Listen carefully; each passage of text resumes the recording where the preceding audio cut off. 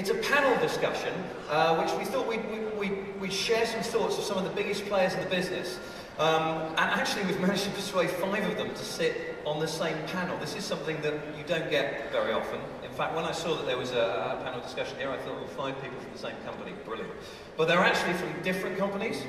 Now, to tell you more about it, I'm going to hand you over to the host of the session. This is someone who's responsible for driving Dell's innovation around private clouds, big data, and Crowbar. He's a founding member of Dell's Crowbar, OpenStack, and Hadoop. So I'm the only one in the room that doesn't know how to pronounce that.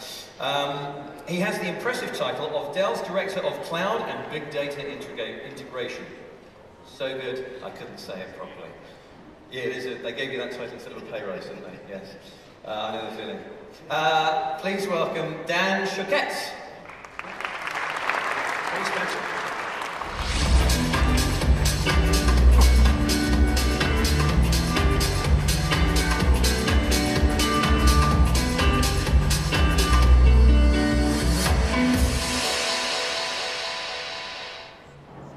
I'm never sure whether to talk over the music or just wait till it finishes, because I know we all love that song. We hear it in our sleep, right?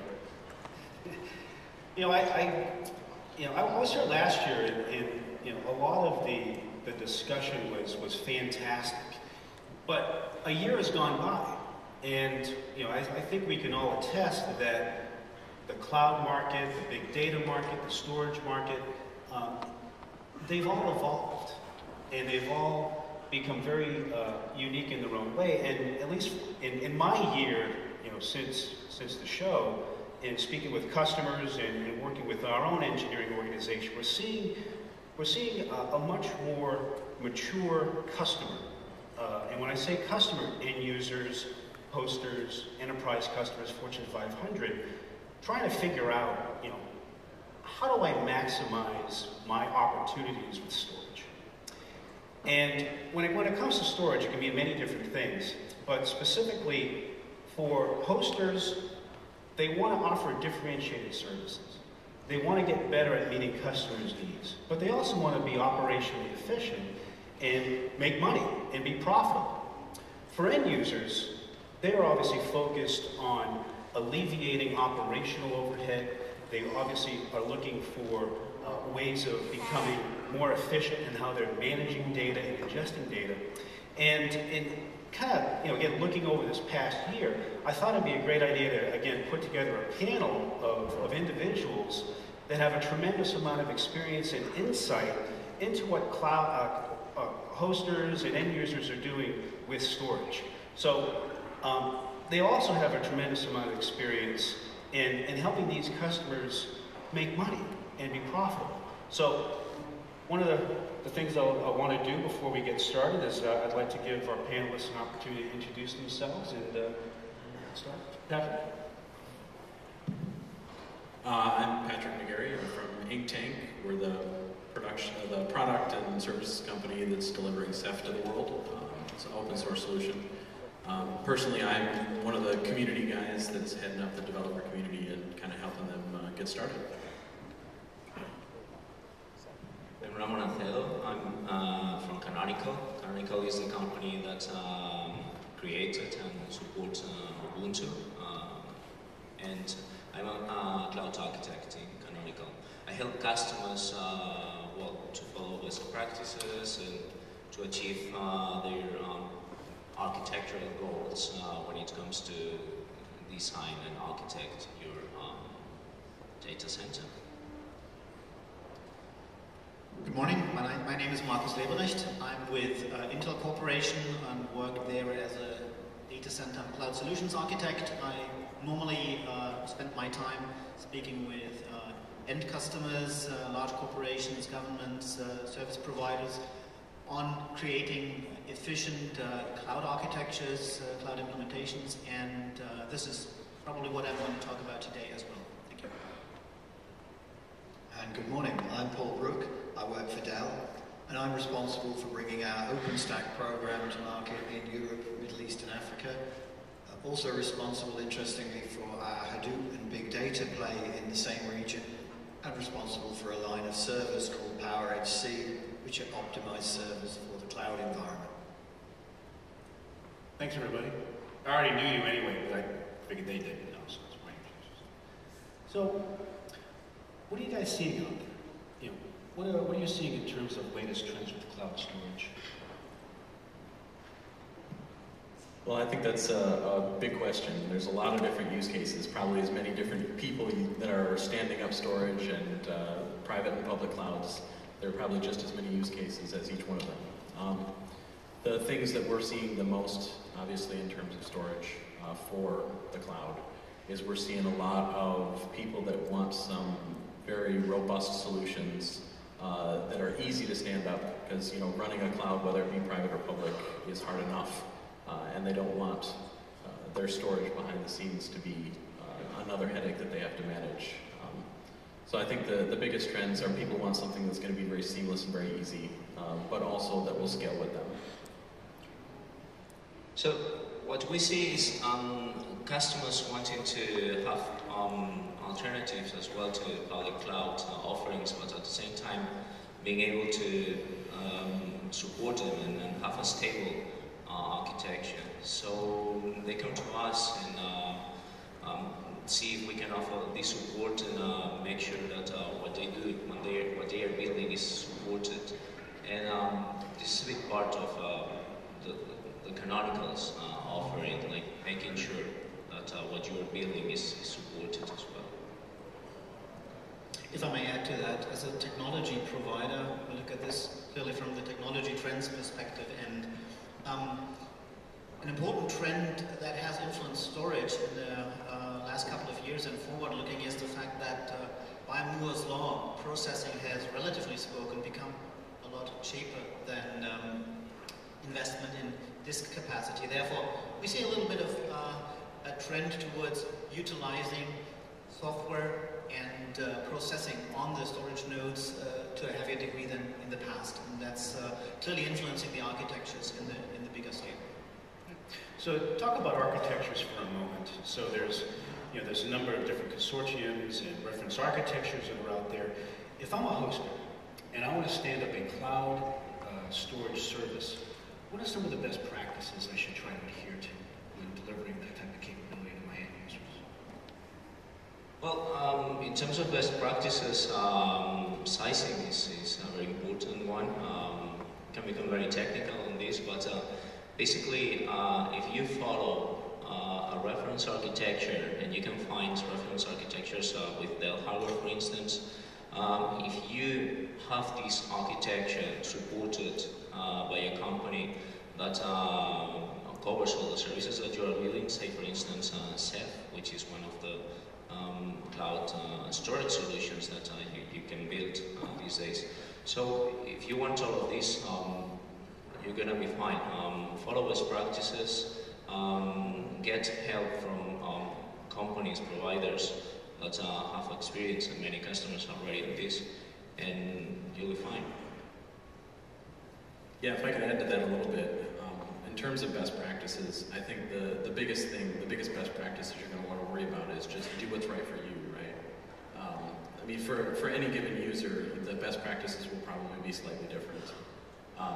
But when you look at standing something up, I like to say, look at the three things that are most important to you, like time, cost, and requirements. If you're somebody that already has your hands full delivering a lot of stuff, like when I'm trying to help somebody stand up a Ceph cluster, a big part of that is, being able to show them that, hey, this does a lot of self-healing and self-managing all by itself already. So in terms of standing up a Ceph cluster, the best practices are going to be do what's right for you. You got to find the right tool for the right job and then the right implementation. So, working at a large company, one of the things that we struggle with and our customers struggle with is how we're positioning our solutions. So we're a proud partner of Inktank. Certainly, all the panelists here, we're proud partners of. But from a storage standpoint, it's a little bit of a catch-22. We fully embrace open source technologies and technologies like Ceph, but we obviously, being Dell, have $1 billion business based on SANs and other different types of storage.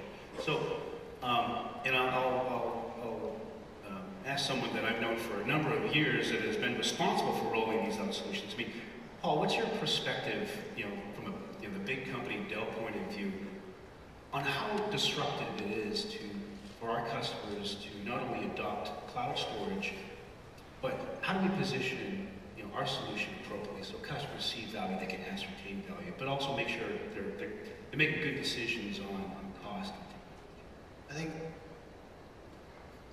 we've seen, when speaking to customers in the corporate space, customers in medium business, and customers that are in the trade, service providers, kind of split between the challenge of seeing storage as a commodity product, and then how you balance that with the data as being a critical part of a business's makeup nowadays. And as an industry, we're Jekyll and Hyde, we're the two faces of the jack on cards. With one voice we're saying, hey, you've got to secure your data, you've got to back it up, you've got to do right by the data. And then on the other side, it's, hey, storage is a commodity now. So it's going exactly back to that, what's right for you as a business. And more and more we're seeing organizations say, I need to look at the classic storage environment where there's an array, and in that array I will be able to snap data and back it up and restore and do all the good stuff that storage vendors like Dell will want to talk to customers about. Meanwhile, look at the economics of how we manage and store some of the data that is truly exploding. And we're not here to throw up the statistics. We're all aware that in our own businesses and our customers' business, the sheer volume of storage is huge. And to have the option to be able to deliver a solution that is a commodity price, but can be flexible enough to stand up to some of the enterprise testing, is a really big step forward to disrupt the traditional play of this is storage and it sits behind a storage area network. On the other side, we're getting larger companies suddenly saying, hey, I still need to do this. So what we end up with is a balance of, there's a commodity play that is slowly but surely becoming enterprise ready. Meanwhile, there's an established way of doing things that's actually driven by some of the applications themselves. Yep. So it's always back to what's right for you, what's right for your business. And a critical question for this audience is, if I think of data or I think of storage, how do I turn that into money? How do I meet a customer's need? Or how do I develop a customer's need into something that, again, I can sell and your sales teams can sell? You bring up a great point about managing costs and finding where that happy medium is. And at least from our perspective, and I'm sure some of the folks in the audience this morning, is I now want to take my storage offering to the next level. I now want to offer, on top of storage, big data capabilities, analytical capabilities that allow my customers to be even more finite in what data is being stored. So I'm curious to hear from the panel, what types of things are you seeing from a big data perspective in the cloud? What are customers looking for? What business problems are they trying to solve by moving analytic jobs, map-reduced jobs into the cloud? So first of all, the big data topic is the talk in town right now, obviously.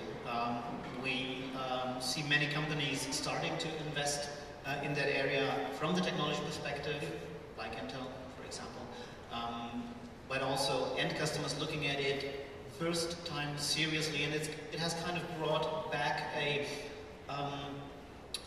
rediscovery of the value that data can bring. Which kind of data, I think you asked? Think of where massive amounts of data are really coming up. In the cases where we have engaged with, it was, for instance, real-time analytics on call detail records of telecom service providers. This is a really large area where you can do lots of good things with it.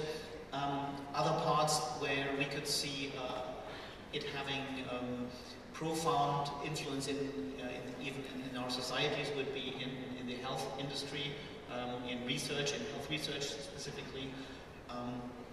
But also smart cities are a good example of where these amounts of data are coming up that really make it possible to find value in the data.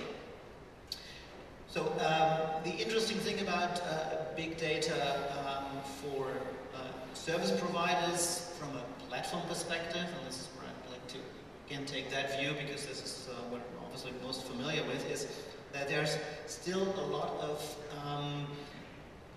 optimization possible that we don't see today. The basic Hadoop framework, let's call it that way, basic Hadoop framework is something that is, it being open source, it being based on Java, virtual machines, etc., has lots of configuration options and has lots of optimization options that are, as of today, not fully utilized. We've come out with our own distribution. Intel has announced that at Mobile World Congress, which is takes what we have as a fundamental value in our platforms, which play actually in the majority of storage platforms as well, and tries to expose that through this distribution. Like, for example, if you want to do encryption, which kind of alleviates some of the problems that critics foresee in big data architectures and business models. So, to make a long story short, we were at the beginning. There's lots of optimization potential, and I think people are now just starting to realize what the business value of data again can be, which kind of got forgotten maybe over the last couple of years. Oh, you raise a good point about having the business capabilities of big data, and I think this blends really well with what you're saying about the costs as well. Is, you know, we'll have these wonderfully technical conversations that are very robust about big data and how do you plug in big data to your infrastructure and how do you use it, but eventually, no matter how diverse conversations are between people, the one thing that it always comes back to is money, right? And you know, they're very interested in getting that progression of how do I scale linearly or as close to linearly as humanly possible between, you know, the size of your cluster and the cost that you're putting into it. And I think that big data especially is going to be very cognizant of how do we get that as close to a linear progression as possible. Yeah, to shift gears for a moment. So obviously costs are very important in operational best practices are important, but one of the things that we've seen some of the most successful hosters integrate to their own technology stack is the use of open source software. As for many reasons, it being free, and allowing you to realize better profits, but there's always these hidden costs in open source software. And one of the most popular ones, for lack of a better term, one of the ones that has the most amount of energy around it is OpenStack. And OpenStack specifically has a very robust storage model as it pertains to allowing petabytes and petabytes and petabytes of object-related storage available to its consumers. But one of the things, Ramon, that I'd like to understand from the Canonical point of view is, what's your opinion of OpenStack Swift? Is it ready for to be used in production? Obviously, Rackspace uses in production, other organizations use in production. But from a hoster, what are your thoughts in terms of being in that space? That's a good question. We get this question all the time. Somehow, some people out there think that OpenStack is not production ready yet. Well, our experience is that it is for many hosters. We've been working on engagements with hosters that are using other technologies, and now they know that OpenStack is a reference technology that they want to use because they don't want to be left behind, and it is production ready, and for many reasons. So the components that OpenStack uses have been production ready for years now. if you think about the hypervisors that we support, Canonical suggests and supports KVM and LXC as well. This KVM, especially this KVM hypervisor, has been production ready for years now, and it's one of the foundations of OpenStack. And OpenStack has all the management ready for you to use, and like I said before, with the right support, working, following best practices, getting someone who really can advise you on what's the best architecture to build. With this, it's obviously going to work. It's working right now. We have all sorts of customers using OpenStack already. Dell uses OpenStack with their customers. The other big players are using OpenStack as well. IBM just announced, I think it was 2-3 weeks ago. Who? That blue company in Nigeria. We paid you not to say that. Sorry, someone told me I could use my opinion. Anyway, that's public, I don't think it's mentioned. What I mean is all the big players are using OpenStack. It wasn't production ready. You know, sometimes I think if you think about Linux at the beginning, I'm talking like end of the 90s, beginning of 2000s, it was a similar case, right? So, is Linux production ready, or should we stick to Unix? And there were all sorts of opinions. Well, that's now not a discussion anymore, right? So this is what's happening with OpenStack, and this is what we see. We see big telcos betting on OpenStack, big data on OpenStack, on OpenStack storage as well, but you know, managing all the workloads. Many hosters have been ready to use OpenStack for a long time now. It's just maybe they just don't know yet. What I see is many times using traditional storage with workloads that are totally ready to be run on top of OpenStack. We have so many layers of high availability, scalability, on top of traditional software, like with other providers like VMware. Many VMware customers have workloads that are fully ready to be migrated to OpenStack because they are already working in a model where the operating system itself is a commodity, the storage is a commodity. So we have more ready than we think. So with that said, you know, obviously OpenStack Swift, you know, has a tremendous amount of capability. But you know, over the past, at least from the Dell point of view, and I think many of you in the audience, Ceph has gained a tremendous amount of traction in the hosting space. And you know, if you kind of think of Ceph and look at it in a comparison, the folks at Inktank and DreamHost have been the main driving force behind the Ceph initiative. And yeah, I'm curious, Patrick, from your perspective, you know, coming from Inktank, being at Inktank, coming from Inktank, where are you seeing hosters use Ceph as a differentiated service offering? Because it does so many different things for a hoster to give it that differentiation in the market. Yeah, I think the biggest thing with people taking a look at Ceph is a lot of times they'll first get interested in Ceph because they'll look at the fact that, all right, I've got an OpenStack environment. Maybe I stood it up a few years ago before there was enterprise level support around Ceph.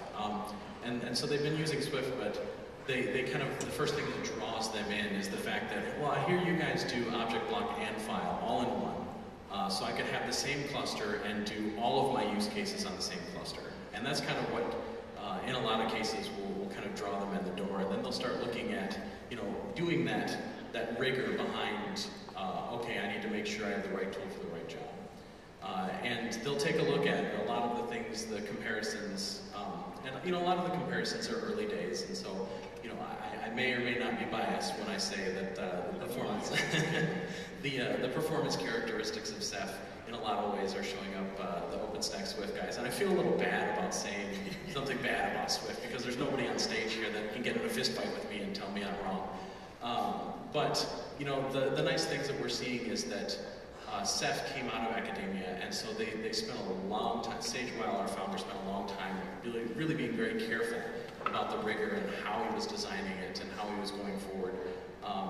Whereas, you know, Swift, in a lot of ways, was we need something that works for our use case and we need it right now. It was very much designed for efficiency in terms of getting it out there versus, you know, a lot of the reliability and making it robust.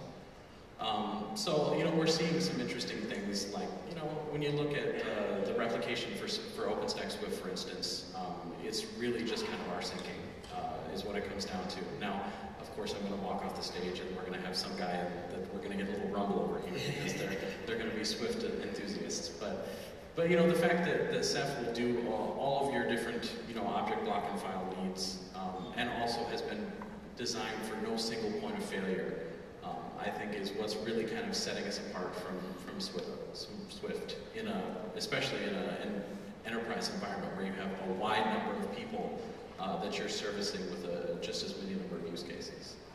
So in looking at both of the architectures behind Swift and Ceph, and there certainly are a number of things you can do, you know, going from a Dell perspective. If you want to architect a Swift cluster, you do solid state drives, potentially as a Swift proxy, and potentially a Swift container and such.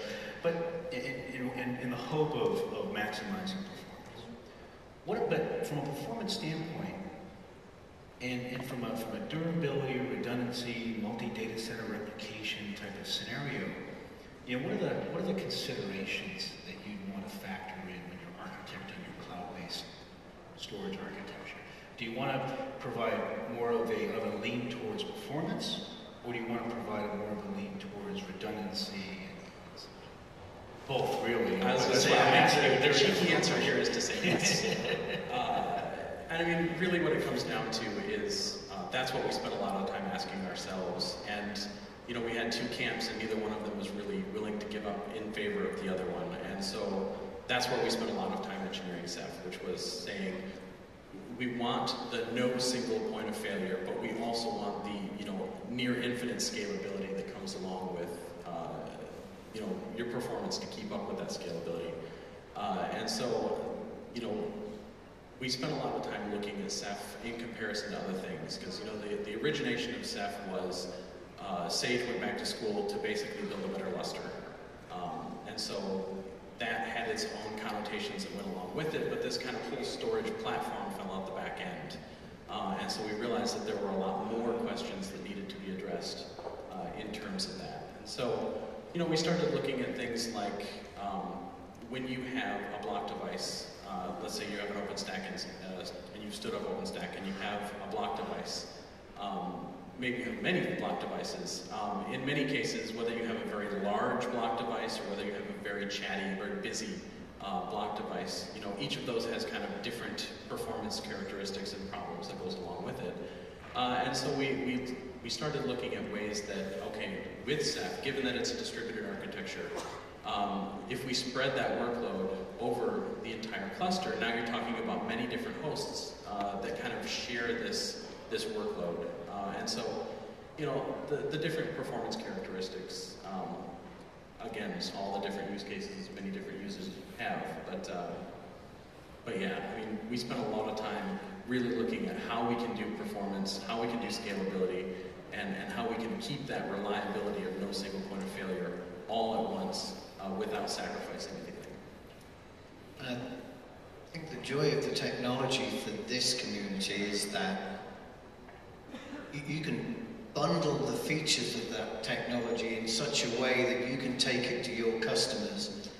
And if customer A says, you know, I need infinite scalability and I'm not too worried about anything else, that then there is an open source technology that delivers that. If you're then talking with a different customer that says, you know, it's the reliability is critical to me, and this is the bit you might like, and I will pay for that reliability, you've got the same open source technology that can deliver that. So it goes back to, what are you going to sell and how can you position it into the market? And isn't it great that it's the same technology? It's the best way to make a fortune, and that is take the same thing and sell it twice, and two different customers value it for different reasons, but your costs remain the same. You can tell I used to be an accountant, can't you? Yeah, and plugging into that shamelessly, the standard high-volume server is really the workhorse of this environment, and therefore it's the platform underneath it that you can really use to optimize the performance, be it on the direct attached storage side where SSDs can be used very, very well for caching, or whether it's on the networking side where you're really here at a good location to capitalize on the trend to 10 gigabit Ethernet networking, specifically with a 10G-based T networks now becoming mainstream, payable, and really the trend for the next foreseeable years. So along that same line, talked about different types of technologies and architectures and performance, but I think the hardest question, and I have a whole bunch of questions that I've been happily going through trying to stump you guys. If I'm a host, or how do I manage, what's the number one thing in your minds? Obviously the answer's 1,000. How do I best manage my costs? What do I do? Where do I start? So I still have the microphone. Try something. Well, first of all, I did speak about the standard high-volume server and its optimization options. Therefore, due diligence on that side with respect to your specific storage workload is probably something where you can gain quite a factor out of it already by optimizing to your specific application area. One particular area that I would like to point to and kind of link back to my early remark about processing power trend as being important here is the area of redundancy and replication, which, there's an obvious usage model of triple replication in Swift, we know that, and triple replication is costly. I mean, what is net 1 petabyte is raw 3 petabytes, and that's investment in hard drives. So you don't want to have that. So what would you do? Erasure coding is one example of where you can use software technologies that are from the principle well established, where there are technology vendors in that space that allow you to build more efficient, more cost-effective storage platforms than with a base triple replication example if it comes to a real large scale out and hard disk investment. I think that's the word, scale out. So if you start by having a small cloud with OpenStack and all of a sudden you become very popular and you need more storage but more computing as well, using these technologies, using the new way of storing your objects or files, you can scale out very easily. All you need to do is to rack your servers and attach them to the infrastructure that you have already set up. With the traditional storage, this is much more difficult because usually with traditional storage, well, you just have your array, bigger or smaller, but if you need more, you need another array and another array, and usually the steps that you take to scale out with traditional storage are way larger than with the new way of approaching storage, but as well computing. Scale out. Right. I think to add to that, I think you're going to want to probably be able to scale up and down, right? Because you're not going to always have the needs. Elasticity. Yeah, exactly. You're going to want to be able to do the modular scalability and say, okay, maybe this year I've added 1,000 customers. Maybe next year you've lost a few of your lower level customers, but you've gained some big customers, and so you're scaling different things at different times. And especially as it relates to storage, you don't want to have to worry about, okay, I'm going to need another 14 petabytes or whatever, and have to worry about this giant forklift upgrade process. You want to be able to say, okay, I'm growing, here's my growth curve, I want to scale out my data to match so that you can kind of spread those costs. So it allows you to kind of amortize those costs in terms of cost management rather than saying, okay, I have $14.3 bazillion I have to spend in Q3, how am I going to manage that? You know? So shifting gears for a moment, we have a little bit of time left. Wanted to take this opportunity to ask any of you in the audience if there's a question that you have for our panelists. You know, please feel free to grab a microphone and fire away. Anybody looking to ask us some questions? I've answered all of their questions. They're just inundated with information and don't know where to start. Either that or we put them to sleep. Maybe. Well, they don't have microphones. Paul, you're the microphone person, but please don't fall off the stage. Here comes a microphone. Well, when I was looking at this 2 years ago, and last year as well, lightweight virtualization, application-level virtualization was the latest rage. And especially Dell had concluded a number of alliances and partnerships in that direction. This year, I'm not seeing this at all. Everyone's back to hypervisors and heavyweight virtualization. What's happening? Is it like a failed paradigm, or where is it going? To repeat your question, you're wondering why major vendors are not embracing different hypervisor technologies? Application-level virtualization, where you just really virtualize at the application level and the infrastructure. It's sort of like the Sun paradigm. You were basically a partner with a company who took Sun's virtualization stack and moved it forward, and now I see that's really off of your dance card. I just wonder what the story is there. Yeah. Well, I guess, speaking on behalf of, I always hate to speak on behalf of people.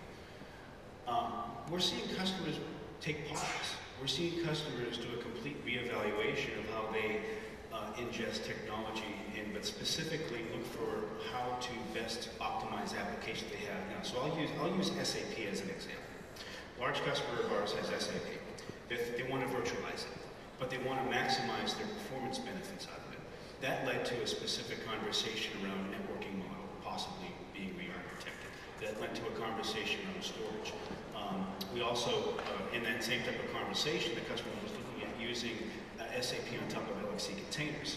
That introduced a different set of conversations. So, to answer your question, we're seeing customers pause, and they're also looking at, I need to potentially re-architect my application to accommodate the hypervisor that I'm looking to use, if at all. There's no direct answer. Yeah. Any other questions? Okay. In back.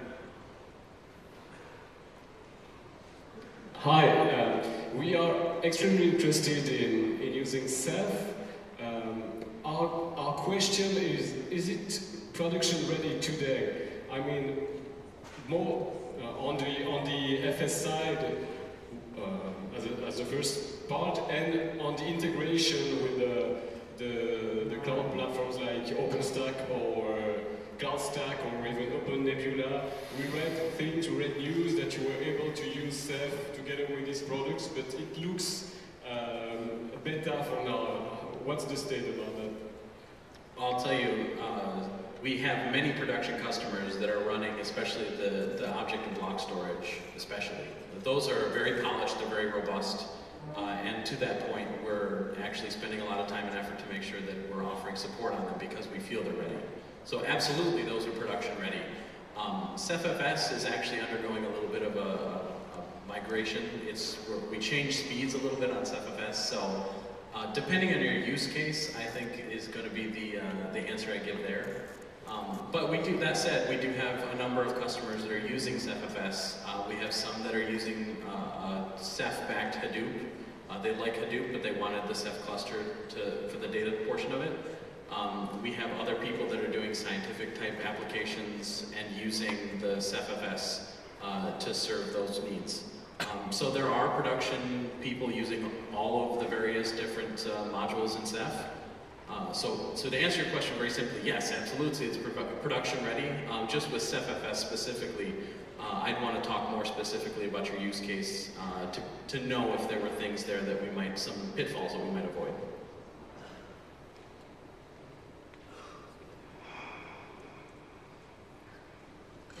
talking to SMBs, data security in the cloud is still a major inhibitor for them to use cloud services.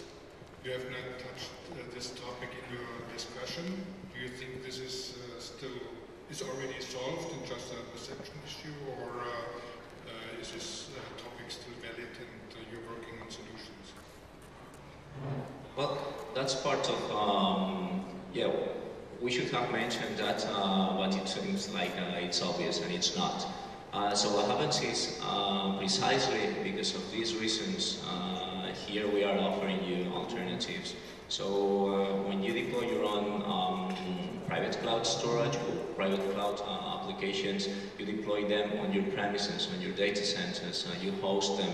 So this is one of the reasons to move out of other public cloud offerings, right? Then again, you are hosters, many of you, and you may be another public cloud, and then it's down to you to negotiate with your customers the level of confidentiality, but you set it up. You don't depend on one or two available public clouds out there. That's the whole point of having your own private storage.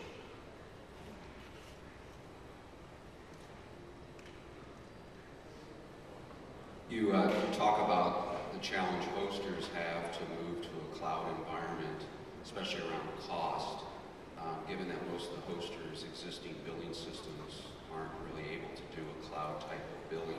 What advice would you have for the hosters to look at new ways of doing billing appropriate for a cloud application? Well, what I would say is, if your plans are building cloud applications as well, this is the right time. So one of the first questions was along the lines of virtualizing applications, right? And maybe we're not talking so much about virtualizing anymore, but one of the reasons is as well, we are now developing new applications for the new cloud environment, right? It's not only about trying to keep the traditional applications that we've been running for years in a cloudy environment, right? This as well, but if you're starting to work on new projects with new applications, you want them to be ready for the cloud. Actually, you will on purpose build them in a way that will be cloud friendly. Distributed applications, not depending on a single point of failure, and that's developing to the cloud. That's similar to what I was saying before, that you may not know what probably you are ready for the cloud now.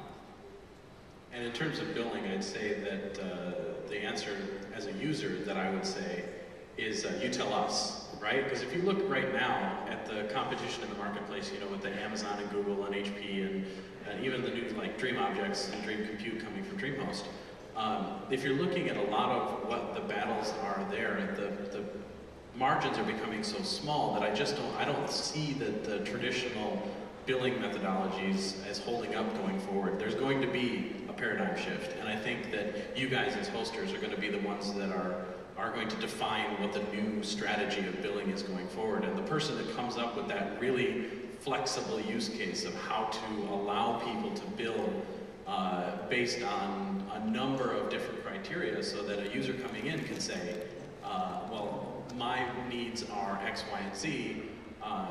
I want a billing structure that fits me, and a billing structure that can fit me as X, Y, and Z and somebody else who has A, B, and N. That type of billing for infrastructure going forward is going to be the one that wins out. Dan?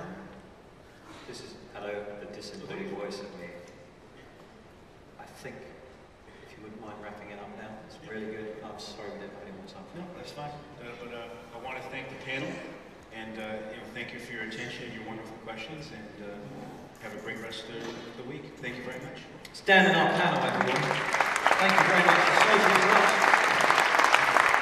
But we have to move on because you know lunch is nearly upon us. We have one more speaker. Thank you, guys. That's how you do a panel, by the way. Someone at the BBC once suggested that we do a panel discussion on TV live about mobile phones, and they suggested getting Tim Cook, CEO of Apple, Steve Ballmer, CEO of Microsoft, and Stephen Elop, boss of Nokia, on the same panel, using each other's phones and telling them what they like about each other's phones. We said there's more chance of getting an interview with Steve Jobs.